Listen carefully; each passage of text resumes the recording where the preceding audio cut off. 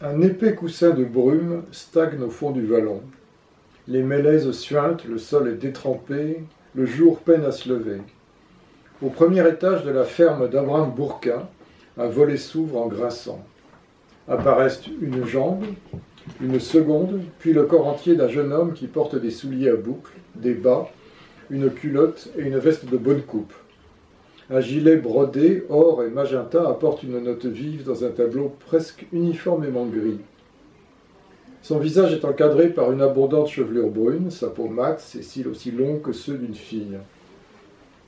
Il s'assoit sur l'appui de la fenêtre, prêt à se laisser choir, une toise et demie plus bas dans l'épaisse couche de fumier qui tapisse le sol. Deux bras viennent alors ceindre son torse, deux bras aussi blancs que dodus, ceux de Rosalie, la fille unique d'Abraham Bourquin.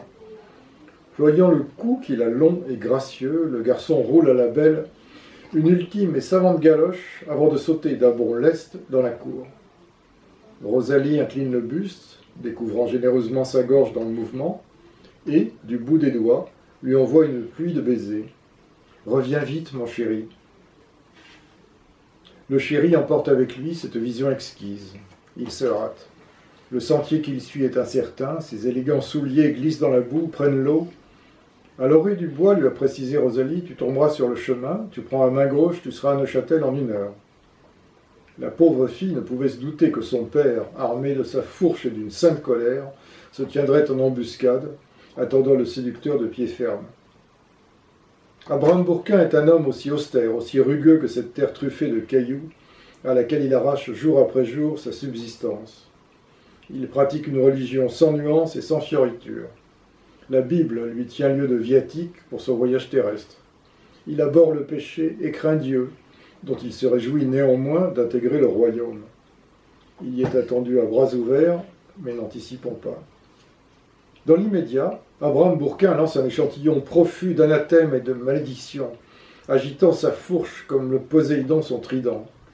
Le spectacle serait comique si le bonhomme n'était pas résolu à clouer le godelureau au tronc du premier résineux venu et à punir sa pécheresse de fille comme il convient.